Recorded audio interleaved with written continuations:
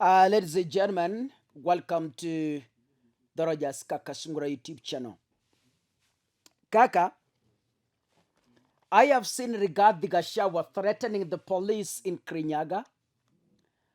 I have seen him threatening the county commissioner. I have seen him threatening the chiefs. I have seen him threatening the security agencies because of illicit brewing. I don't know.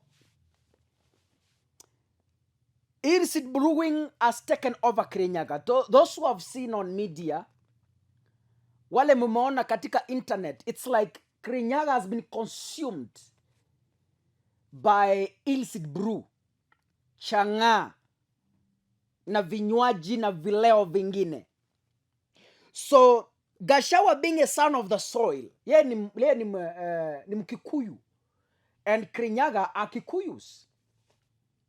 So Gachagua is under pressure to clean his name from that mess.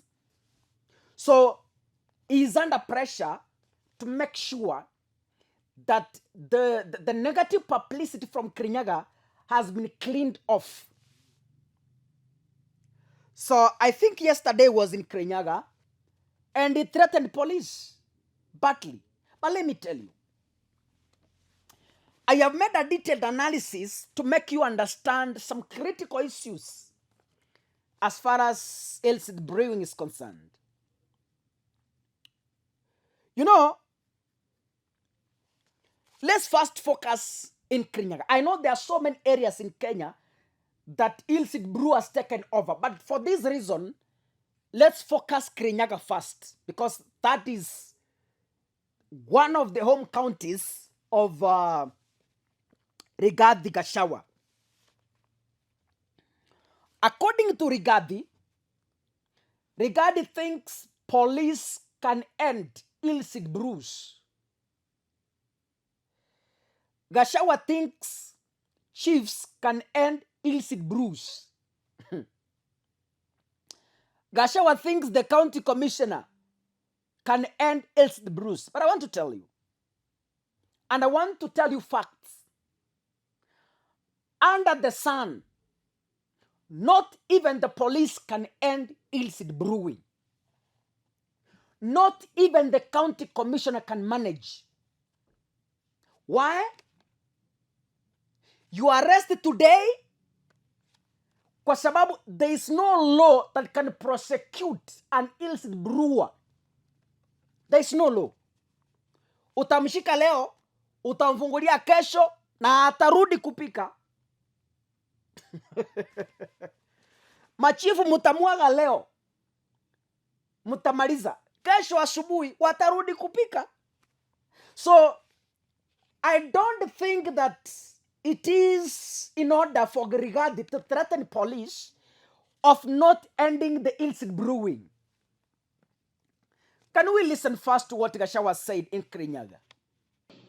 The sub-county commander, the sub-county AP commander, and the men in charge of DCI, we are withdrawing them and they are going back to Nairobi. And tomorrow we shall have new county commissioner, new police commander katika Kirinyaga.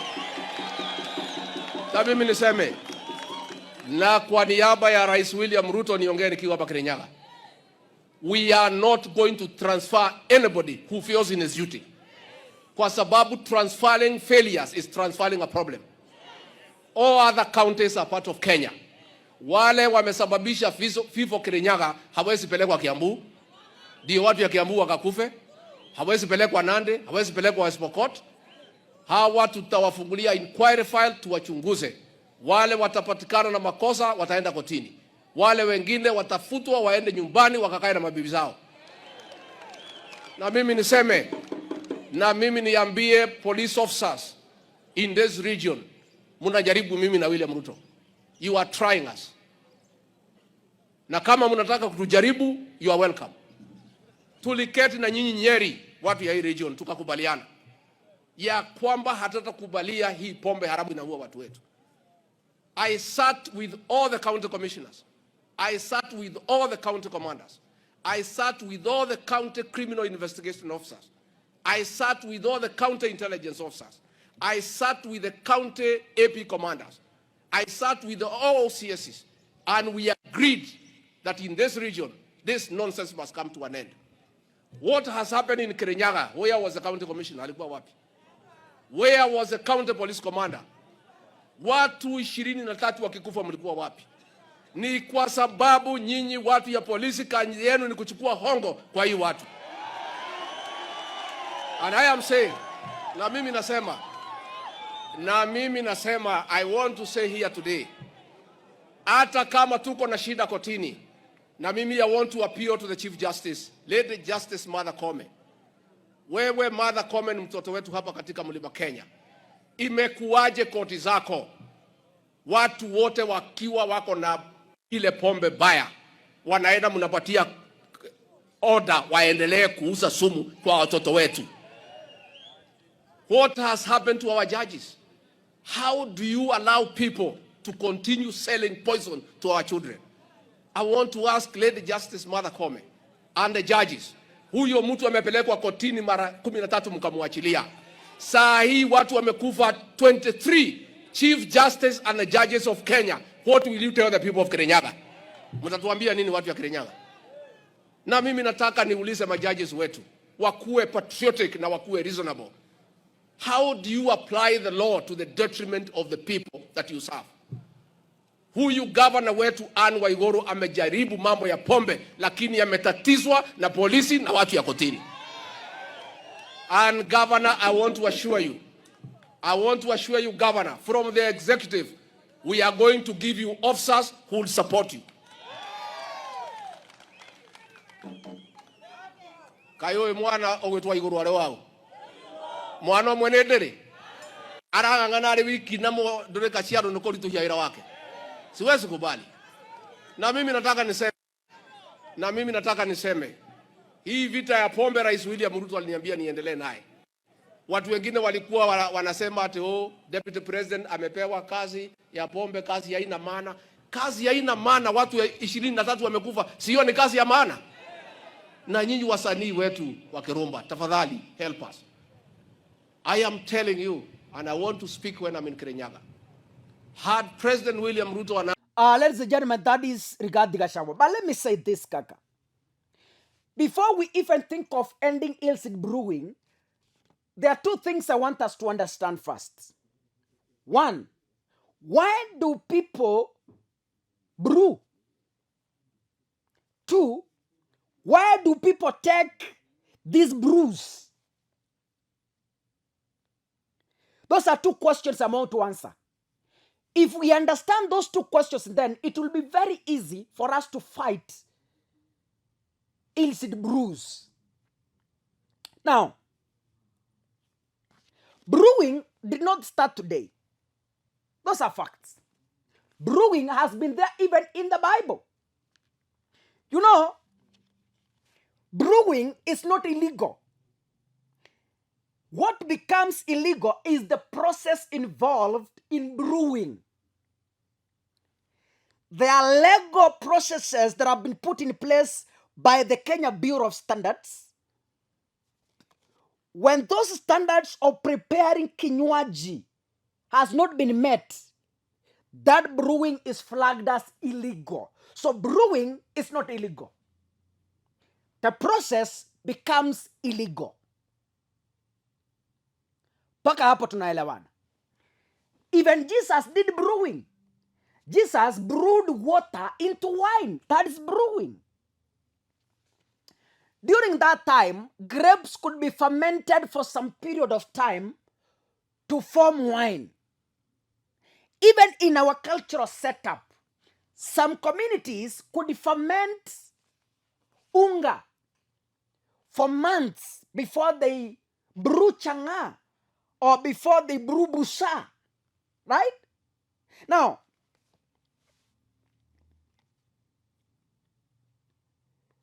what we need to understand first, why do people brew? Number 1, brewing is a business. Brewing is a source of income. So kwa watu wengine kupika chang'aa na vinywaji na vileo ni biashara. Huo ndio ukweli wa maneno. Wengine munapata kipato kutoka kwa kupika chang'aa. Point number 2. Kupika chang'aa ama vinywaji ama vileo has paid bills for families. Some of you are watching me, you are products of chang'aa. School fees yenu imelipa kupitia chang'aa. Wengi wenu nyumba mumejenga ni pesa za chang'aa. Some of you gari mumenunua ni pesa za chang'aa. Nguo munazovaa ni pesa za so chang'aa pays bills for some families and so many families. Be it illicit, be it illegal or legal, brewing pays bills. We need to accept that. There are prominent politicians who are products of this illicit brewing. Wewe ni product ya malipo ya chang'aa. Mama yako alipika chang'aa akakusomesha, na sasa umekuwa mtu. Those are facts we cannot ignore. Point number 3.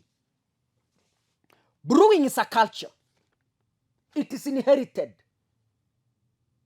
We understand there are some communities kwamba some of the ceremonies could be done when busa is present, when chang'aa is present, hizo vinywaji. A ceremony could not be complete minus those drinks. So it's a culture. It is very difficult to end a culture through threats. Police cannot end a culture. Chiefs can never end a culture. County commissioners can never end a culture. It's like FGM, female genital mutilation.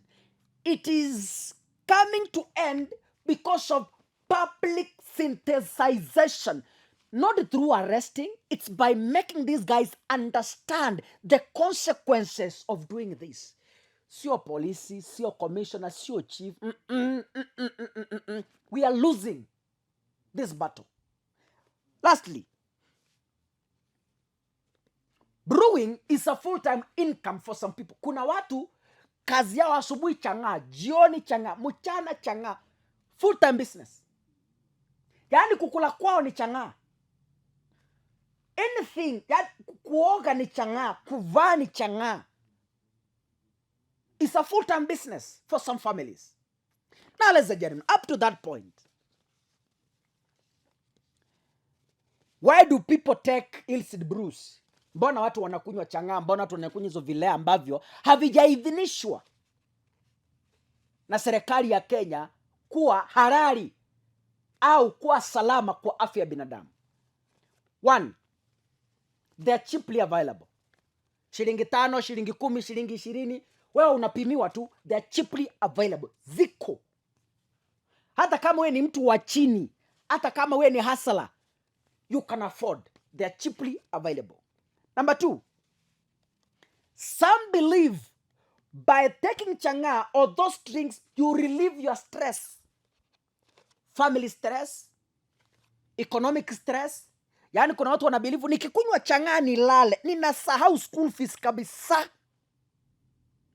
Kuna watu wanabelieve nikikunywa chang'aa nilale, ninasahau vile tuligombana na bibi. Nikikunywa chang'aa nilale, nimesahau watoto kunisumbua na chakula. People believe taking those brews reduce stress. Watu wanapitia mambo mengi. School fees imewashika, rent imewashika, mbolea ndio hiyo, chakula ndio hicho. So wengi wanakunywa kwa sababu wanaamini zinatoa fikra. Lastly, idleness.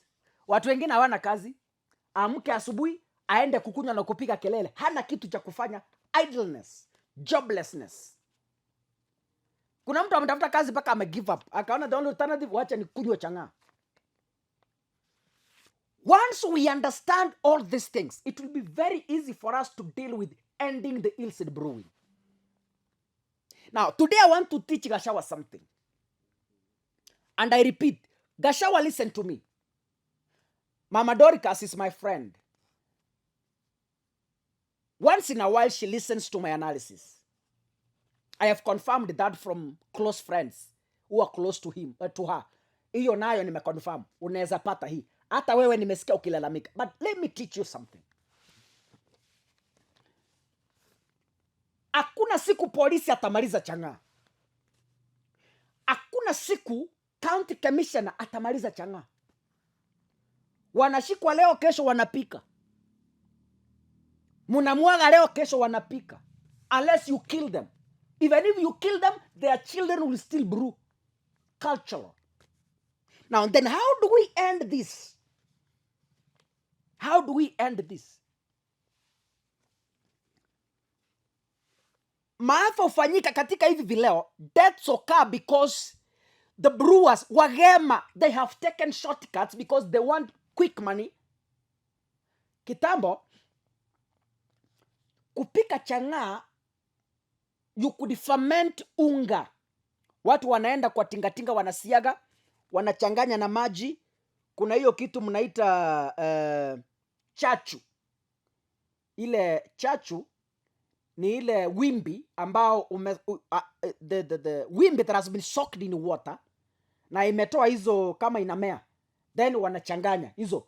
So they could ferment it for months before they cook busa and lastly do distillation to prepare Chang'aa.